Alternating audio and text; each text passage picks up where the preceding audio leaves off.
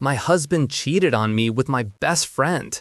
I'm honestly not sure where to start, but I suppose the beginning is best. My husband, Tyler, and I had been a constant in each other's lives since I was 19 and he was 22. We'd been married for 6 years now, had 2 young children, and I was 6 months pregnant with our third. Our life had seemed solid, an anchor in what had become an overwhelming storm. 2 years ago, a different, colder storm had hit. My dad was diagnosed with stage 3 colon cancer.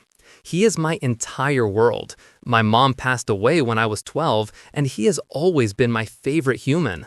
Life without his contagious laugh and his big, bear hugs that could miraculously put my broken pieces back together didn't seem colorful. He was the one who just let me vent without prying. About 5 months ago, we got the updated prognosis. The treatments weren't working. The doctor's direct quote was horrifying. Months, not years. Since then, my dad has gotten progressively worse, now losing his memory. Just recently, he looked at the dog he got me on my 21st birthday and asked, "Wow, that's a nice dog. Where'd you get it?" Tyler had been my absolute rock through all of this. He held my hand, helped me cope, and was loving and attentive to both me and the kids. I didn't let myself wallow. I am a mother first, always. My kids were loved, cared for, and played with, and I never let my load slack around the house. When the prognosis was updated, Tyler encouraged me to quit my job. A month later, we discovered the third pregnancy. I was hesitant to quit, but he assured me it was okay. It would save us a small fortune on daycare costs anyway. So I did. And then there was my best friend Jess. We had been friends since diapers. Our families were extensions of one another. My mom and her mom, Angie, grew up together. We were thick as thieves, as my mom used to say. When I got the devastating news about my dad's shortened time, I drove straight to Jess's house, and she held me for hours as I cried. If soulmates existed in friend form, she was mine. This morning, as I was up with my sick 3-year-old, Tyler's work alarm started going off. He has a few set, so I turned one off and gently woke him. He mumbled that he'd been up late working, took the morning off, and rolled back over. As I reached to silence the remaining alarms, I saw a text on his lock screen from Jess. It read, "I'm assuming since there hasn't been an angry pregnant lady on my doorstep, you haven't told her about us yet." Time froze. I took his phone, walked away, and read. 4 months. This man had been sleeping with my best friend for 4 months. They had been lying to my face. I knew what people would say. I should have seen the warning signs. But as I clutched that phone for 2 hours, I realized there were none. Tyler had been so loving and attentive, just as he always was. There were no late nights, no lingering touches, no glances between them. They acted exactly as they had since the day I introduced them. How sick was it that she called him her brother while she screwed him? I had no moment of clarity, only sorrow for my dad and a profound, sick emptiness. I hadn't changed. I was still a loving wife and mother. I still asked him about his day every day. I knew what I had to do, but I didn't want to. I was about to lose my family and my entire support system in one blow. I decided to give myself a final 24 hours of peace. I would confront him tomorrow.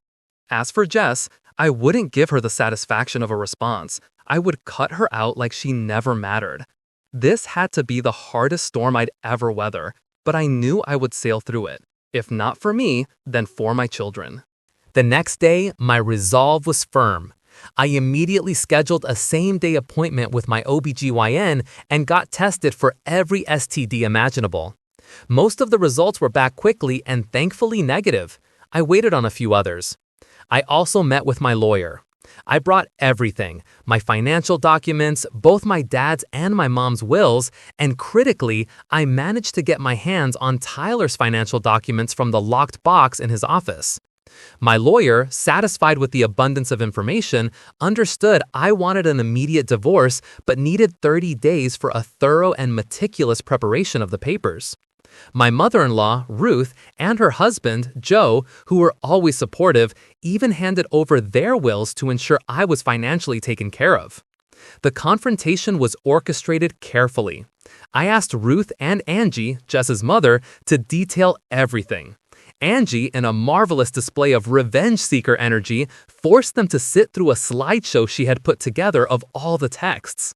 It was clear how secretive they were. They hadn't even told their significant others, Tyler's brother, Jake, or Jess's husband. When the slideshow ended, the room exploded.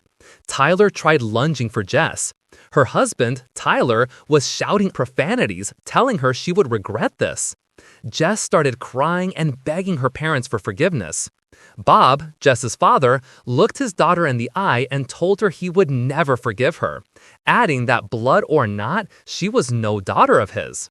That cut deep, as Jess had always been a daddy's girl. She was already in the middle of a divorce, and her parents, who had been funding her lawyer, cut her off, financially and physically. Tyler, meanwhile, was irate. He went straight home.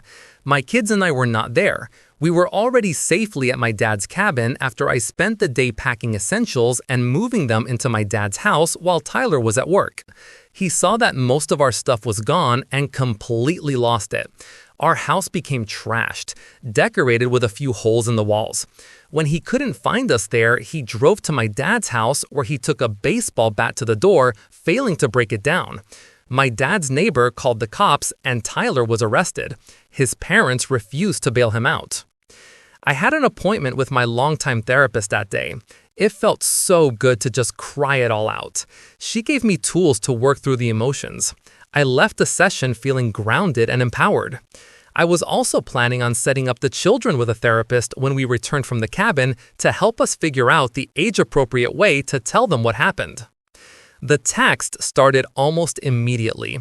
Jess began blowing up my phone, demanding I fix the situation and blaming me. She even accused me of stealing the love of her life, Tyler, whom I introduced her to. Tyler's texts were a whiplash of emotions, begging and pleading for forgiveness, then threatening to call the cops on me for kidnapping. Then he dropped a gem, telling me Jess wasn't the only one, a bingo moment that provided my lawyer with a major advantage. I had about 200 missed calls between them. I didn't respond to any of it. My small, satisfying revenge was keeping him in the gray area. I asked Ruth and Angie not to mention the coming divorce papers. I initially thought I could do a 50-50 split for custody, but after his violent reaction, I was now going for full custody. My best friend's brother, Jake, who was in the military, saved up 30 days of leave to help me get settled at Dad's house and, honestly, to be there in case Tyler showed up going crazy again. He was a monumental help. One night, to help me distract myself, he hooked up his Xbox and we played Diablo 4 together. It was then, out of nowhere, that he confessed he had always had feelings for me since we were teenagers, but told me not to say or do anything back. He completely understood that our relationship was the last thing on my mind. He just needed to get it off his chest. About a week after my last update, my dad passed away. I knew it was coming, but it was still a devastating gut punch. My grief was heavy, and I still miss him like crazy, trying to figure out how to exist in a world where he doesn't. Despite the ongoing pain, my marriage officially ended. Once Tyler discovered just how serious I was, he became completely compliant and was willing to give me everything I asked for. My lawyer opted for a dissolution over a divorce, which was a much quicker process. As of right now, I have full custody while he works on his anger management and therapy. I'm not sure if I'll ever trust him alone with the kids, but for now, he gets supervised visits at a facility with staff and security once a week and video calls twice a week. The kids were adjusting, though some days the losses they had suffered weighed on them. It felt right to give my baby boy, who was thriving despite the stress I'd carried, my dad's first name. My family support system was my lifeline. My ex-mother-in-law, Ruth, who I now called X-Mill, and Angie helped me lean on them, whether it was taking the kids for a while or cooking dinner when I didn't have the energy. And Jake. He was now back in California, unable to extend his military leave. Having him there, picking up so much slack for me in those first few days after my dad passed, was truly wonderful. We still call and text multiple times a day. Nothing romantic has happened. He held me while I broke down a few times after the kids went to bed, but that was the extent of it. I simply didn't have any room in my life for romance. The weight of being a single mom, the grief, and the fresh betrayal were too heavy. He hasn't pushed. He meant every word he said and is willing to just be my friend until I decide I want more, if I ever decide that. I couldn't jump in with both feet. I worried I would burn anything out before it started. As for Tyler and Jess, they were not a couple. Most people were right. He left her high and dry. I didn't wish misery on anyone, but I'd be lying if I didn't admit to a small amount of satisfaction that her life had imploded. She was completely blacklisted by her family. Angie, like my surrogate mom who gave me the safe sex talk and held my hand during my kid's delivery, considered me her daughter. The bond was too deep for her to accept a betrayal. It's been almost 2 months since the last update, and my baby boy is here. He's the calmest newborn I've ever managed, hardly cries, content, and happy. The older two adore him, and both sets of grandparents, Angie and Bob included, are eating up the extra attention. When I went into labor, I told Tyler, being courteous as it was his child, that I didn't want him at the hospital. He blew up, claiming I was taking away his right to see his child born. I simply turned off my phone. He actually showed up at the hospital, where I worked as an RN, and had to be escorted off by security after refusing to leave. After the birth, he never responded to the pictures and updates I sent him. Eventually, he blocked my number. My ex-male, Phil, even did a well check because I was concerned something was wrong. A piece of me will always care for the father of my children. It turned out he had a new girlfriend and was just not interested in being a dad anymore. He even denied paternity, despite being the only person I've ever been with physically. The kids are, surprisingly, okay with his absence. Jake has been completely amazing. He had my favorite food delivered to me at the hospital.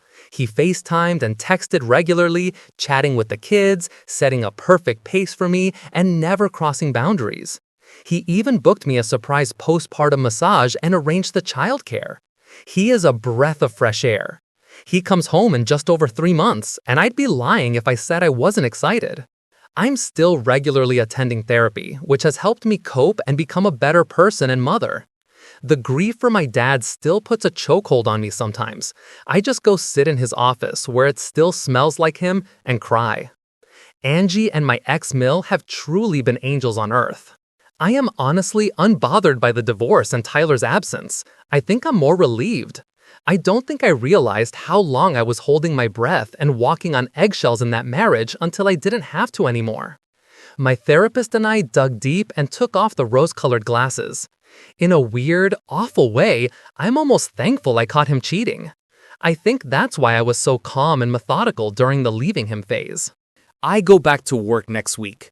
I am ready to find my new normal and get back into a routine.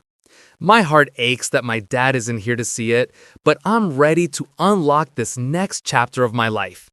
Cheers to the chapter of healing, self-love, new beginnings, and finding peace within the chaos.